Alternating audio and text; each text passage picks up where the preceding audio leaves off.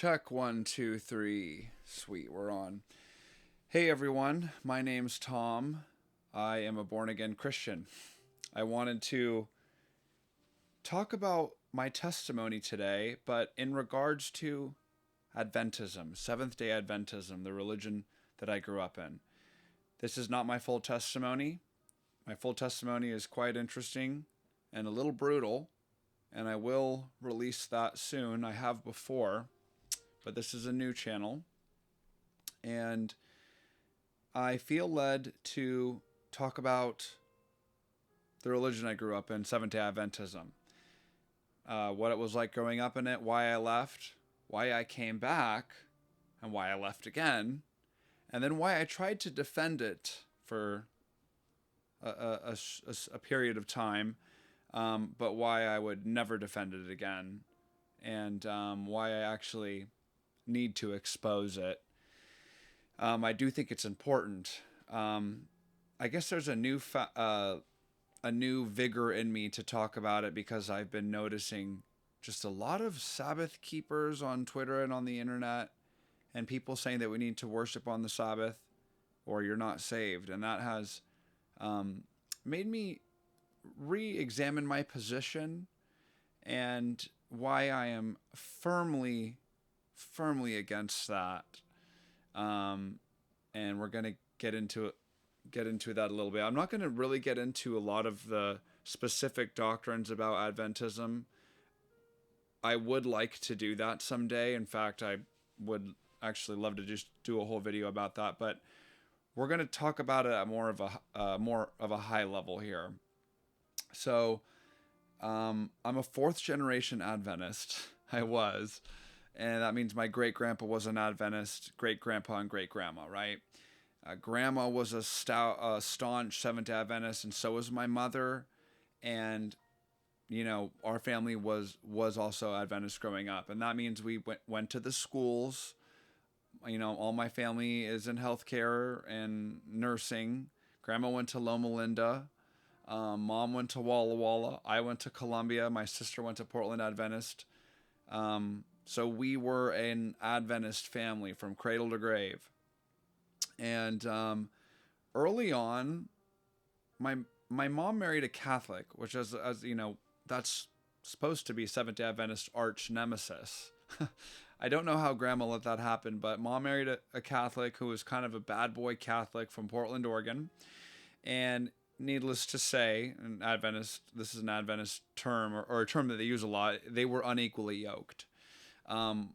We kind of had the picture perfect family for the first couple of years. And religion tends to do that.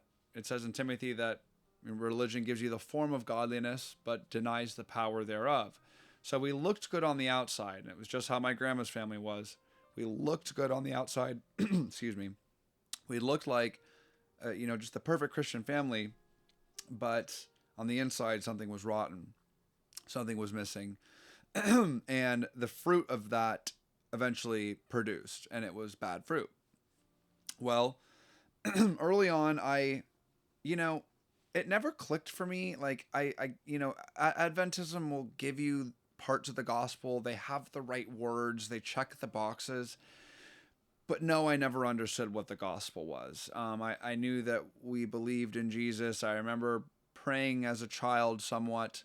But as soon as I could get out of it, I did. I was a firstborn out of 3 kids. And my parents started getting a divorce when I was 14. And problems really started happening in my life at that point. I just wanted to get away. I wanted to just run away. I wanted to do drugs, really, and just numb the pain. I wanted to smoke weed, talk to girls, do all the bad stuff that had nothing to do with, being a good Christian. I didn't even know what a Christian was, right? I only knew Adventism, had no idea about other religions. I vaguely knew what Catholicism was. My other grandma thought we were going to hell because we weren't Catholic. That's what Catholics believe, and secretly that's what Seventh Day Adventists believe too, but of course they won't tell you that. So a long story short, I ran away from home and ran away from God and got involved into drugs and all these things. I came back home when I was 18 finally, and I started really questioning the world. I was really into conspiracy theories, right? And was researching all about the Illuminati and about the Freemasons and all these things, right? I was also a New Age spiritualist at that point and believed that all roads led to God. I thought that believing in Jesus was, frankly, arrogant. That you could say that there was only one path when there's many different gods. So I'm into New Age spirituality. I'm also into, learning about the occult and all that, and was kind of fascinated that there was a satanic side because I didn't believe in Satan. So there was, the fact that they were worshiping Satan and all this stuff and had all this symbology was weird to me, and I was intrigued by that, and I could feel that was dark.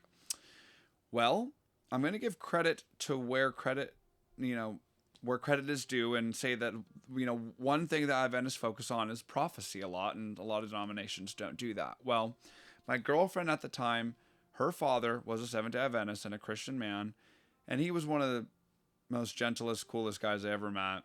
He had Jesus, right? Seventh Day Adventist Messiah, whatever, all that. He would end up dying in a plane crash shortly after this, but he invited me to a prophecy seminar, right? And it was an Adventist prophecy seminar. You know how they love to do this.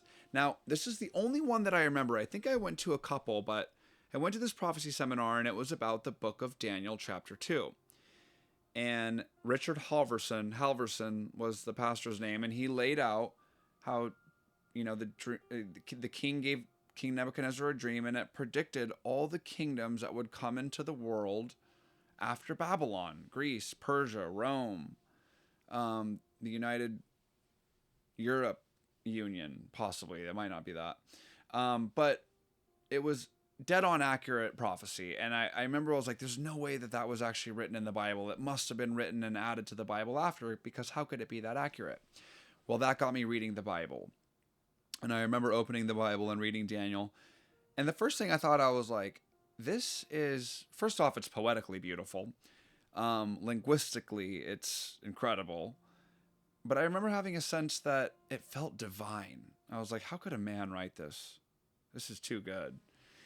So I research it, and I figured out about the Dead Sea Scrolls and how, of course Daniel was written at the time that it said it was written in 500 BC. It's proven with those manuscripts how old they are. And, it's like I kept trying to figure out ways to disprove the Bible, and God would figure out a way to prove it to me again. So I come back to Adventism, and I'm going to Adventist Church. I'm going to Meadowglade, and I'm all excited about it. And I'm coming back on fire. I'm like, guys, I get it. It's all about Jesus. I'm so hungry. I'm so on fire. My life is radically changed. And it's like, there was no excitement there at the church. Everybody was like, huh? Like, just a dead stare on their face. Like, they were like, there was no joy. And I was just like, huh, something's wrong with that. I feel like, maybe they're just bored with it, but I'm so happy that I got this. But okay, whatever. Maybe this is just a phase or whatever. Well, I really start going into the Bible and start going into theology and learning about my positions, right? It comes up where I have a job that I got in downtown Portland at this beautiful Italian restaurant. I really wanted this job. And of course, it's a restaurant. They wanted me to work on Saturdays, and I was really conflicted. I was like, wait, I can't do that because I go to church on Saturday, and if I work on Saturday, I'm not saved. That's still in my head. And I start to read the Bible. I was like, is this really what I believe? And I'm reading Colossians, and I'm reading Galatians, and I'm reading Romans. And I'm like, everywhere in the New Testament, there's no mention of Gentiles keeping the Sabbath. And when it's brought up, it's actually discouraged in Colossians. In Romans, it says that, hey, if you want to keep one day, okay, but if a man keeps all days, let him be convinced it's before God that he stands.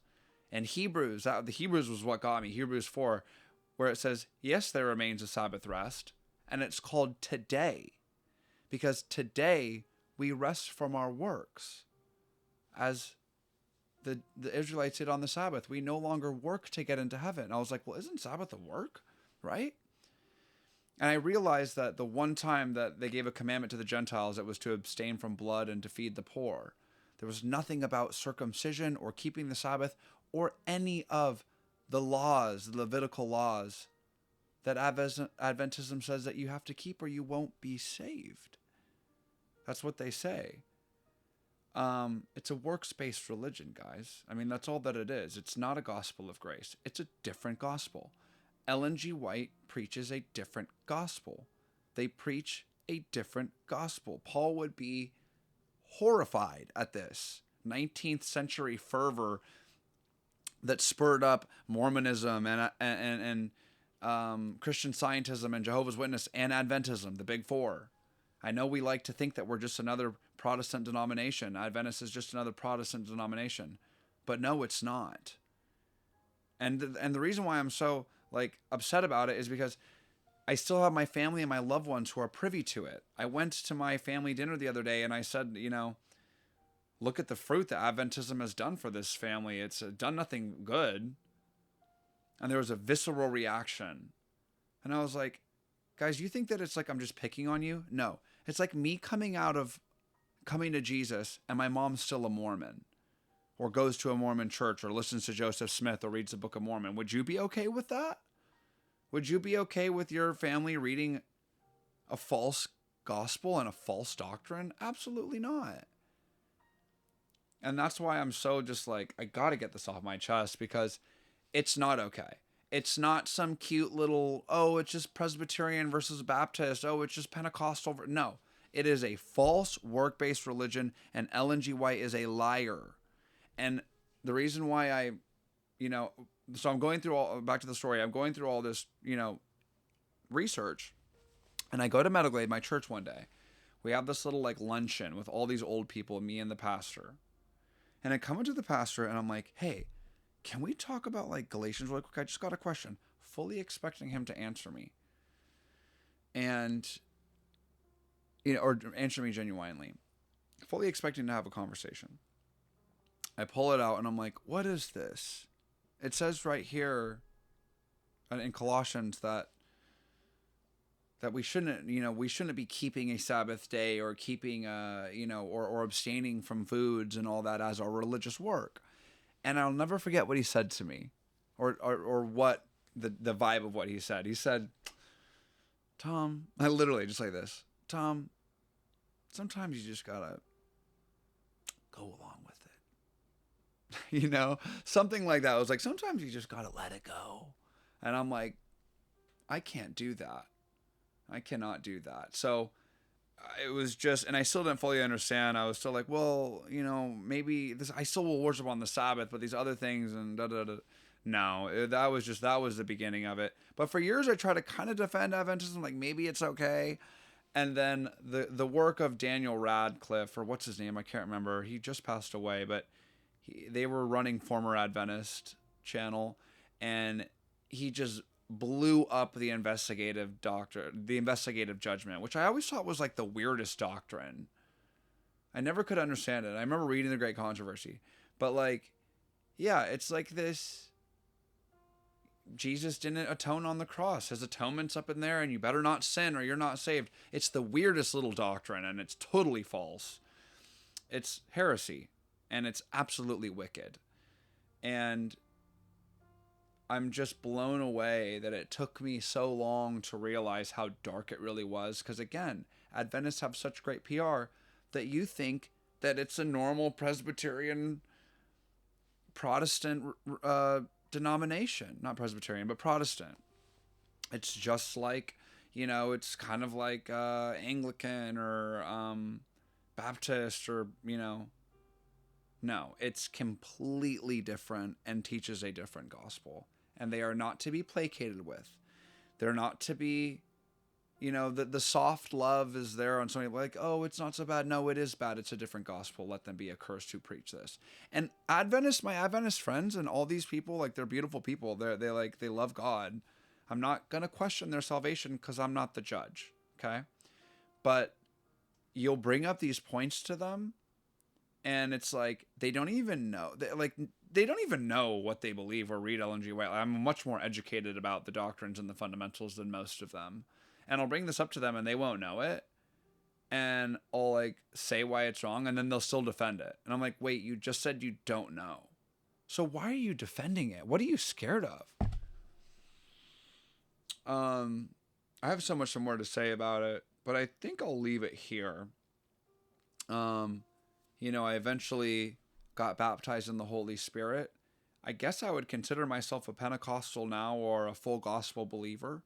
I know that there's like problems in charismatic with like Bethel. That stuff gets really weird, and I totally agree with people that it's gotten a little bit crazy. But I believe in the prophetic. I believe in all the gifts of the Spirit, and I believe that we need to be baptized in the Holy Spirit. So yeah, that's what I believe now, and I'll give my full testimony soon here because it's quite interesting, and I think you guys would get something out of it. But if you did enjoy this, I'll be dropping a couple times a week, so just like and subscribe if you can. It helps the algorithm.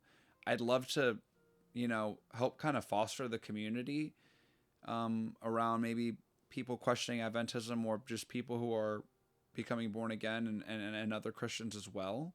I'm open to dialogue. If you guys want to email me your testimony, perhaps we could do a Zoom call or something. I'd love to know more about your story and possibly share more of my own.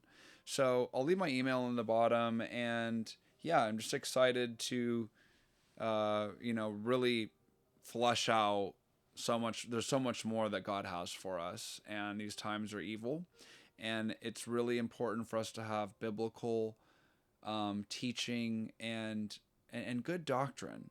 I'm not going to be dogmatic, but we need to understand the gospel, folks, right? It's the power of salvation, and we need to stop talking about works and Sabbath and all that and start talking about redemption, because that's what's going to save this world.